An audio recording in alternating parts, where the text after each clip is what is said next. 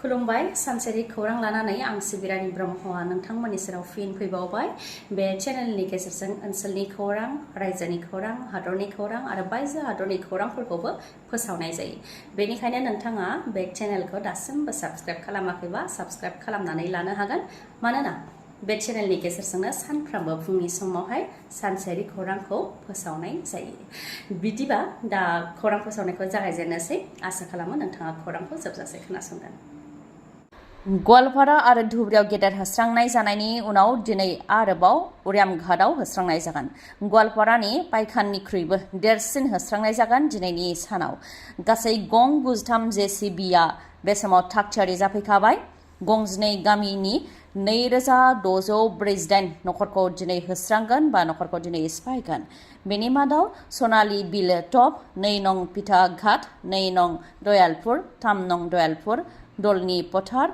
गुबुन गुबुन गामिफोराव दिनै होस्रांनाय जागोन बेनि थाखाय गुबुन गुबुन जायगानिफ्राय पुलिस प्रशासन बुलडजार बायदिखौ लाबोनाय जाबाय जेरै गलाघाट मेरापानी शिबसागर आरो गुबुन गुबुन जायगानिफ्राय पुलिस प्रशासनखौ लाबोनायजों लोगोसे बुलडजार बा जेसिबिखौ लाबोनाय जादों गासै गं 93 जेसिबिआ बे समाव होस्रांनो थाखाय थागथियारि जाफैनानै दङ रेंमा हाग्रा ओनसोलाव दखल खालामनानै थानाय बा आयेन बेरेखायै हा आवग्रिनानै थानाय सुबुंफोरखौ होस्रांनो थाखाय दिनै थागथियारि जादों प्रशासना हाग्रा ओनसोलाव आयेन बेरेखायै हा आवग्रिनानै थानाय सुबुंफोरखौ लांदां खालामनानै होनो थाखाय सरकारनिफ्राय नटिस फैनायनि उनाव माखासे सुबुंफोरा गाव गावनि न' बांखौ सिफायनानै गुबुन दाबसे जायगायाव लानानै थांबाय नाथाय दासिमबो गोबां सुबुंफ्रानो बेयाव आयेन बेरेखायै दखल खालामनानै दंबावो एलायन्स सरकार जानायनि थाखाय गोजोनै खामानि मावनो हायाखै बेखौ खालाम बैखौ दाखालाम होननानै जाबसिनबाय थायो होननानै बिजेपिनि हेंथा बोराबनाय दिन्थिदोंमोन UPPLनि गाहाय नेहाथारि राजु नार्जारिया जुदि बिजेपिनि थाखाय एसेबां हाराहास्ति जानो गोनां जादोंब्ला आरो हान्थु खेरायनानै खामानि मावनो गोनां जादोंब्ला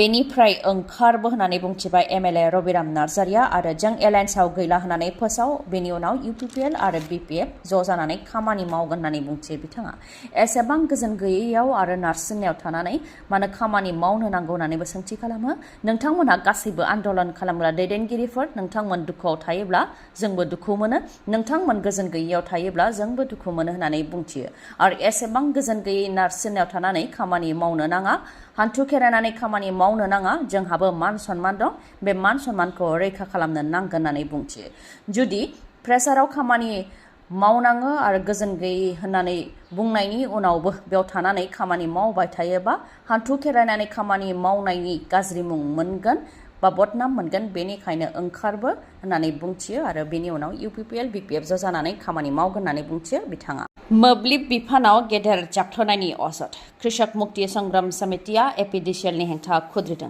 प्रिपेड स्मार्ट मिटार लागायनायाव गेदेर जाख्ल'नायनि अजद आरो बे जाख्ल'नायाव APDCLनि MD राकेश कुमारानो गाहाय होननानै अजद होयो बिथांमोनहा जेराव प्राइम मिनिस्टार नरेन्द्र मदिनि रायजो गुजरातआवनो स्मार्ट मिटारखौ 2% लागायनाय जादों सोनाब बंगआव 2% लागायनाय जादों नाथाय आसामाव 60% स्मार्ट मिटार लागायनाय जाबाय होननानै फोरमायथिदों सिगांनि पस्टपेड मिटारनि कम्पानि L&T सिको मिटार ABB कम्पानिफोरनि गेजेरजों आसामाव स्मार्ट मिटारखौ लागायनाय जायाखै आसाम स्मार्ट मिटारिंनि गेजेरजों स्मार्ट मिटारखौ आसामाव लागायनाय जादों जाय कम्पानिनि रेजिस्ट्रेशना गुरगांवआवसो होननानै फोरमायथियो सिगांनि समाव गोदानै पस्टपेड मिटार लागायनाय सिमाव 3500 रां खरसा जायोमोन नाथाय दा गोदानै स्मार्ट मिटार लागायनाय सिमाव 9775 रां खरसा जायो सिगांनि रुजुनायाव 6000 रां बांसिन रां खरसा जायो होननानै फोरमायथियो बेनि अनगायैबो जायनाखि स्मार्ट मिटारनि अनगायै गोसोब्ला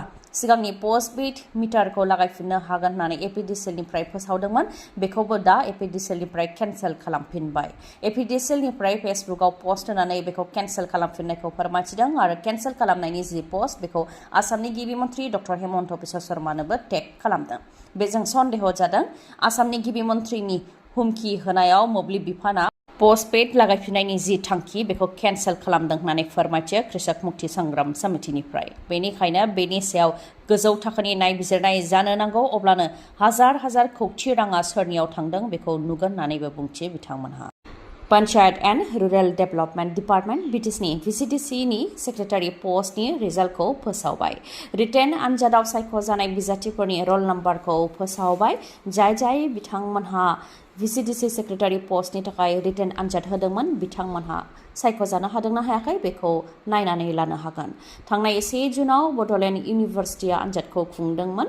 दा सायख'जानाय गासै 1335 बिजाथिफोरनि रल नाम्बारखौ फोसावनानै होबाय आरो इन्टारभिउआ 3 आरो 4 आगस्टआव जागोन। क'क्राझार स्टेशन र'डआव थानाय CSP अफिस बिल्डिंआव इन्टारभिउआ जागोन। 30 जुलाइनिफ्राय 4 आगस्टनि गेजेराव बिजाथिफोरा कल लेटार बा एडमिट कार्डखौ डाउनल'ड खालामनानै लानो हागोन। centralselectionboard.com बे वेबसाइटनिफ्राय एडमिट कार्ड बा कल लेटारखौ बिजाथिफोरा डाउनल'ड खालामनो हागोन। जुदि UPPL आरो BPF ज' जायोब्ला बिटिआरआव BJPनि थासारिया मा जागोन आरो BJPआ बेखौ गोरलैयै लानो हागोन ना हाया बेनि सायाव मा फिननाय होदों एबसुनि गाहाय दिपेन बर' बिथाङा बेखौ नोंथांमोननो मिथिहोनो आखायाव लाबाय। दिपेन बर' बिथाङा फिननाय होदों दि BJPआ जेब्लाबो ओनसोलारि दोलोखौ गोहोगोरा खालामनो थाखाय मदद होबोदों। नरेन्द्र मोदी, अमित शाह, डक्टर हेमन्त बिश्व शर्मा बा BJPआ जेब्लाबो ओनसोलारि दोलोखौ मदद होबोदों। BTC बा बिटिआरखौ गोहोगोरा खालामनो मदद खालामबोदों आरो मदद होनायखौ मोजां मोनगोन होननानै बुंथियो दिपेन बर' बिथाङा। UPPL आरो BPFखौ खौसे खालामनायनि बेलायावबो दिपेन बर' बिथाङा फोरमायथिदों दि हारिनि थाखाय सोमावसारनानै जोनोम मोननाय UPPL आरो BPFआ गोरोबलायोब्ला मोजां। खौसेथिनि थाखाय सावरायनाया गोहोखौ लानानै जानो नाङा होननानैबो बुंथियो। मुंख्लं जानायफोरनि मुङाव बड'फा उपेन्द्रनाथ ब्रह्मनि खौसेथि खालामनायनि जि सिमां बेनि सायाव बिथा खालामनानै सावरायोबा जेंनाया सुस्रांजागोन होननानैबो बुंथियो दिपेन बर'आ। लोगोसे फोरमायथिबावदि थांनाय 10-15 बोसोराव दिल्ली आरो गवायाव हाग्रामा महिलारि आरो प्रमद बर' जयै सावरायदोंमोन। बेनि उनाव 2021आवबो दिल्लीयाव प्रमद बर' आरो हाग्रामा महिलारि जयै सावरायदोंमोन। बेनि उनाव सिडलीनि उपरा बिधान सभा बिसायख'थियाव मोननै दोलोनि गेजेराव गोबां दान्थे-बिदान्थे जादोंमोन। बेनि उनावनो सावरायनाया थाबथानानै थादों। दा मोननै दोलोनिफ्रायबो सावरायनो थाखाय सिगांबोनो नांगोन होननानै बुंथियो दिपेन बर'आ आरो सावरायनाया गोहोखौ लानानै जानो नाङा होननानै बुंथियो दिपेन बर' बिथाङा। गुबुन गुबुन दोलोजों लोगोसे BPF राजखान्थि दोलोआबो दासान्दि जयनिं हाबाफारि लागासिनो दङ।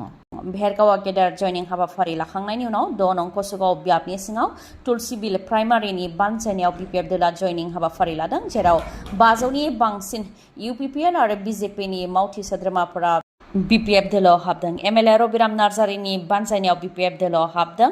बेनि अनगायैबो बिसायख'थिनि सिगां BJP दोलोआव गुगाबाय थानायखौ नुनो मोननाय जादों। थांनाय बावैसो सान सिगां BJP स्टेट ST मर्चानि बारग' आफादगिरि शिबनाथ ब्रह्मजों लोगोसे आसुनि दैदेनगिरिफोर आरो गागि एडभकेटफोरा BPF दोलोआव हाबनायनि उनाव आरोबाव BJP दोलोआव गुगानाय।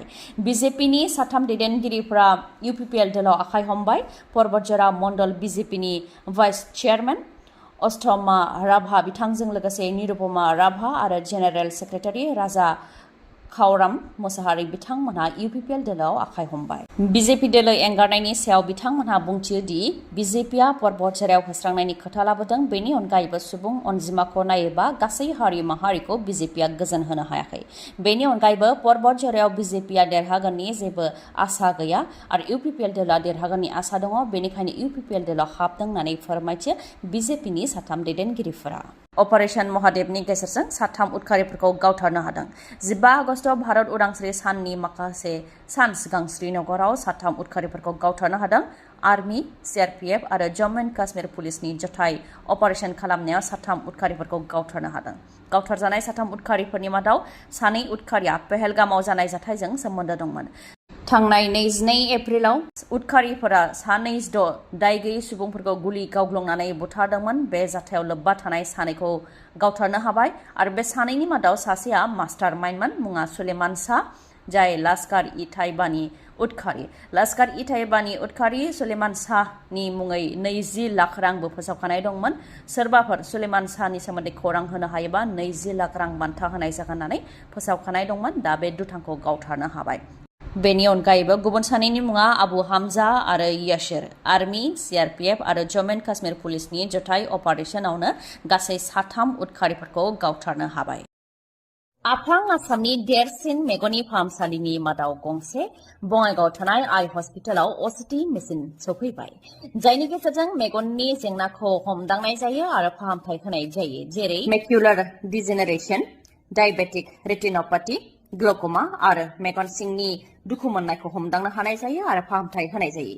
OCTनि अनगायैबो गुबुन गुबुन सार्भिसखौबो मोननो हागोन, जेरै कर्निया, मेडिकेल रेटिना, ग्लक'मा इभेलुएसन अकिउलोप्लास्टि फार्मासि आरो अप्टिकेलबो दङ बेनि अनगायैबो सानाय गैयालासे सुथेनाय गैयालासे इन्जेक्सन गैयालासे कम्पिउटार पेकनि गेजेरजों केटारेक्ट सार्जारिबो खालामनो हायो आइ हस्पिटालाव डक्टर रुमि दास डक्टर आशराफुल आलम आरो डक्टर मेघाली शर्माखौ नोंथांमोनहा मोननो हागोन डक्टर रुमि दासआ तामिलनाडुनि अरविन्द आइ हस्पिटालनिफ्राय फैगोन बिथाङा कर्निया आरो केटारेक्ट स्पेसियलिस्ट MBBS MS अप्थालमोलॉजी आरो टपिकल फेक' सार्जारिनि एक्सपार्ट बिथांजों लोगोसे MBBS MS आइ स्पेसियलिस्ट अप्थालमोलॉजी फेक' सार्जन डक्टर आशराफुल आलम आरो MBBS MS आइ स्पेसियलिस्ट अप्थालमोलॉजी डक्टर मेघाली शर्माखौ मोननो हागोन खम बेसेनावनो नोंथांमोनहा फाहामथाय लानो हागोन थङा जाहैबाय बङाइगावनि लवार आसाम हस्पिटालनि उल्था दिगाव थानाय बास स्टेन्डनि साखाथियाव